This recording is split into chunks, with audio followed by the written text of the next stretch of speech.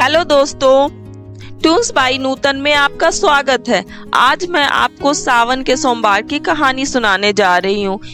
रामनगर में हरिया अपनी पत्नी चंदा के साथ रहता था।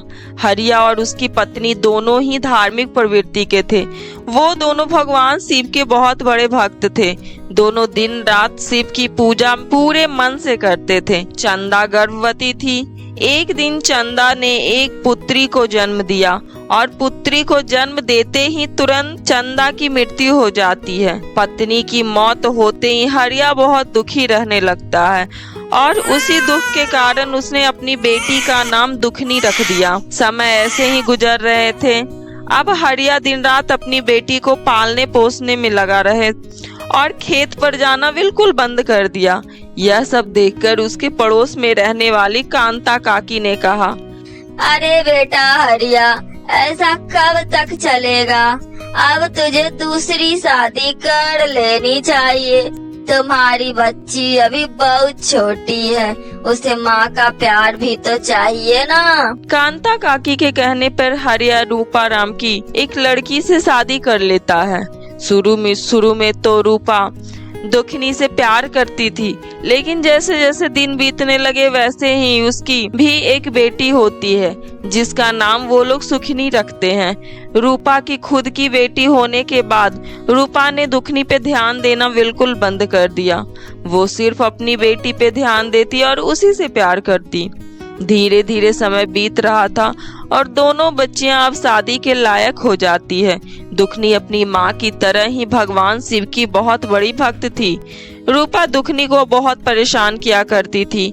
उसे ठीक से खाना भी नहीं देती, लेकिन दुखनी चुपचाप सब सहती। अब हरिया की दोनों बेटियां विवाह के लायक हो गई थी। हरिया ने दोनों बेटियों के लिए रिश्ता ढूंढना शुरू कर दिया। तब एक दिन रूपा ने हरिया से कहा, सुनो जी, आप दुखनी के लिए साधारण घर परिवार देख लेना, क्योंकि यदि अच्छा लड़का देखोगे तो वो लोग दान दहेज मांगेंगे और यदि हम सारा धन दुखनी के ही दान दहेज में खर्च कर देंगे तो फिर सुखनी का विवाह कैसे करेंगे? हरिया को ये बात बिल्कुल भी अच्छी नहीं लगती। फिर भी वो कुछ नहीं कहता, क्योंकि वो जानता था कि यदि उसे ऐसा नहीं किया तो रूपा घर में कलह कलेश मचाएगी और दुखनी को भी परेशान करेगी। वह वैसा ही करता है जैसा रूपा उससे कहती है। वह दुखनी के लिए अत्यंत गरीब घर में लड़के का रिश्ता लाता है और उसकी शादी कराकर उसे विदा कर देता है। और दूसरी ओर वो सुखनी की शादी अच्छे घर में करता है जहाँ सुखनी से ठानी की तरह रहती है। अब सुखनी और दुखनी दोनों बहनों अपने अपने ससुराल चली जाती है।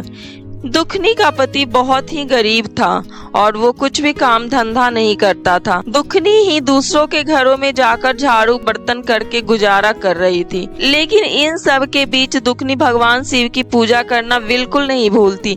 धीरे धीरे समय बीतता जा रहा था। कुछ बरसों बाद दुखनी और सुखनी के बच्चे भी हो गए। एक बार की बात है, सुखनी अपनी बहन के घर आती है और कहती है, अरे दीदी, जो ये तुम दूसरों के घर में बर्तन झाड़ू करती हो, इससे अच्छा तुम मेरे घर आकर झाड़ू बर्तन कर दिया करना। मैं तुम्हें कुछ पैसे दे दिया करूँगी और साथ ही घर में जो भी बचा हुआ खाना होगा वो भी दे दिया करूँगी। दुखनी मान जाती है और वो अपनी बहन के घर काम करने जाने लगती है। सुखनी उसे घर में बचा हुआ बासी खाना भी दे दिया करती थी। वही खाना दुखनी घर आकर अपने बच्चे को खिला दिया करती थी। एक बार की बात है, त्योहार का दिन था। सबके घरों में पूरी पकवान मिठाइयाँ बन रही थी। तो दुखनी के बच्चे कहते हैं, माँ, हमें भी आज कुछ अच्छा खाना खाना है। आज तो त्योहार है। बच्चों, मैं क्या करूं? कहाँ से अच्छा खाना लाऊं? तुम्हारे पिताजी तो कोई काम धंधा करते ही नहीं हैं। माँ, मौसी के यहाँ से ले आना। तब दुखनी अपनी बहन सुखनी के घर गई और अपनी बहन से कहा, बहन, आज त्योहार है।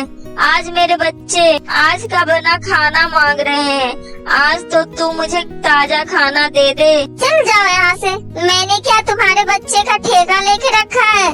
बढ़िया, ये ताजा खाने मांगने वाली। सुखनी ने दुखनी को डांट फटकार कर अपने घर से भगा दिया। दुखनी बेचारी रोते हुए अपने घर गई। दुखनी को रोता देख उसके बच्चों ने पूछा, माँ आप रो क्यों रही हैं? बेटा कुछ नहीं, मौसी के घर में आज खाना खत्म हो गया था, इसीलिए मैं आज खाना नहीं ला पाई। माँ कोई बात नहीं, हम कुछ और खा लेंगे। बच्चों की बातें सुनकर दुखनी रोते रोते घर से निकल गई और जंगल की ओर चली गई। वे सोचने लगी कि जंगल से कुछ लकड़ियां लाकर बाजार में उसे बेचकर जो पैसे मिलेंगे उससे मैं बच्चों के लिए खाना खरीदूंगी। चलते चलते दुखनी को रास्ते में एक गाय मिली। वो दर्द से कराह रही थी। वो गैया अपने बच्चे को जन्म देने वाली थी। गौ माता ने दुखनी से कहा, बेटी जरा मेरी मदद कर दो, मुझे दर्द हो रहा है, मेरे पेट पर हाथ फेर दो। ठीक है। दुखनी गाय के पेट पर हाथ फेरने लगती है और तभी गाय ने आसानी से बच्चे को जन्म दे दिया। फिर दुखनी आगे बढ़ी। आगे चलते चलते रास्ते में उसे एक नागिन मिली जिसकी पीठ पर केंचुली थी जो उससे निकल नहीं रही थी। नागिन ने दुखनी को देखा और उससे कहा, सुनो जरा मेरी मदद कर दो, मुझे ठीक से कुछ नहीं दिखाई दे रहा, मेरी केंचुली निकालने में तुम मेरी मदद कर दो। हाँ क्यों नहीं। इतना कहकर दुखनी नागिन की केंचुली निकालने में मदद करती है और केंचुली आसानी से नागिन के शरीर से बाहर निकल जाती है। नागिन को राहत मिलती है और वो दुखनी को धन्यवाद करती है। अब दुखनी और आगे बढ़ जाती है। दुखनी जंगल में पहुंच जाती है। वहाँ एक बूढ़ी औरत बैठी होती है और दर्द से कराह रही होती है। दुखनी को देखकर वह बूढ़ी औरत कहती है, बेटी जरा मेरी मदद कर दो, मेरे पाँव में बहुत दर्द हो रहा है, जरा तुम मेरे पाँव को दबा दो। ठीक है माँ जी। इतना कहकर दुखनी बूढ़ी माँ के पैर दबाने लग जाती है। पैर दबाकर दुखनी वहाँ से जाने लगती है।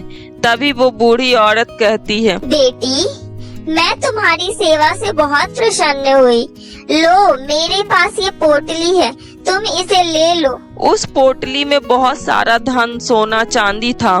दुखनी कहती है, अम्मा यह तो बहुत सारा धन है, मैं इसे कैसे ले सकती हूँ। तभी वो बूढ़ी अम्मा कहती है, बेटी मैं बहुत बूढ़ी हो चुकी हूँ, मैं इसका क्या करूँगी, इसे तुम ही ले जाओ। अब दुखनी बहुत खुश हो जाती है। दुखनी उस बूढ़ी अम्मा को धन्यवाद करती है और वहाँ से खुशी खुशी घर जाने लगती है। तभी रास्ते में उसे वही नागिन मिलती है। नागिन कहती है, बहन तुमने मेरी आज बहुत मदद की है, इसलिए मैं तुम्हें कुछ देना चाहती हूँ।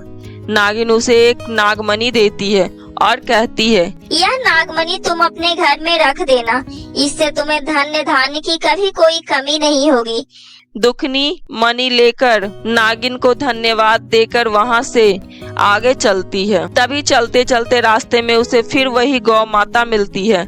गौ माँ कहती है, तुमने आज मेरी बहुत मदद की है, अब मुझे अपने साथ लेकर अपने घर चलो, मैं इस जंगल में रह रह कर परेशान हो गई हूँ, मुझे अपने घर में रखना, मैं तुम्हें रोज दूध दिया करूँगी और मेरे रहने से तुम्हारे घर में और भी बरकत होगी। तब दुखनी गौ माता और उसके बछड़े को अपने साथ लेकर अपने घर चली जाती है और घर पहुंचकर दुखनी अपने और गाय के बच्चे के लिए अच्छा अच्छा भोजन बनाकर खिलाती है। अब दुखनी को किसी चीज की कमी नहीं होती है। एक दिन सुखनी ने सोचा, अरे बहुत दिन हो गए, दुखनी अब काम पर क्यों नहीं आती, चलो चल कर देखती हूँ। इतना सोचकर सुखनी अब अपनी बहन के घर आती है। सुखनी दुखनी का घर, उसके कपड़े, धन संपत्ति देखकर आश्चर्यचकित रह जाती है और दुखनी से पूछती है, अरे तुम्हारे पास यह सब कहाँ से आया,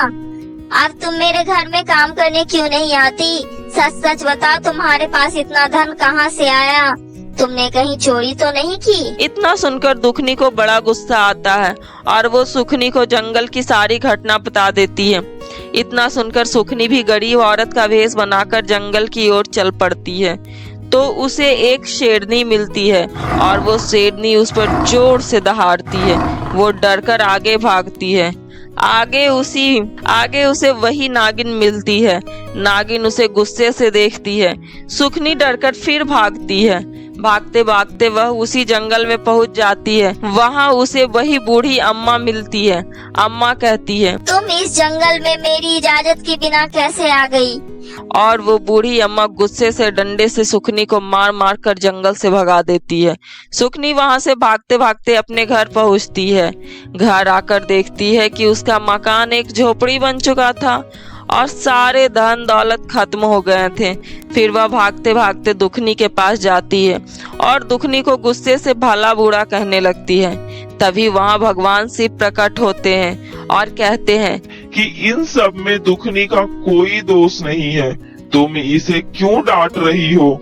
ये तो तुम्हारे कर्मों का फल है। तुम बहुत ही घमंडी थी। धनवान होते हुए भी एक भिखारन का रूप धारण करके तुम वन में गई और उसी वन में वन की माता ने तुम्हारा सारा धन नष्ट कर दिया है।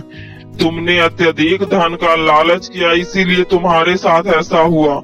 इतना कहकर भगवान शिव वहां से गायब हो गए और सुखनी को भी अपने किए पर बहुत पछतावा होता है। तो दोस्तों, कैसी लगी हमारी कहानी कमेंट में जरूर बताएं और हमारे चैनल को लाइक शेयर सब्सक्राइब करना बिल्कुल ना भूलें।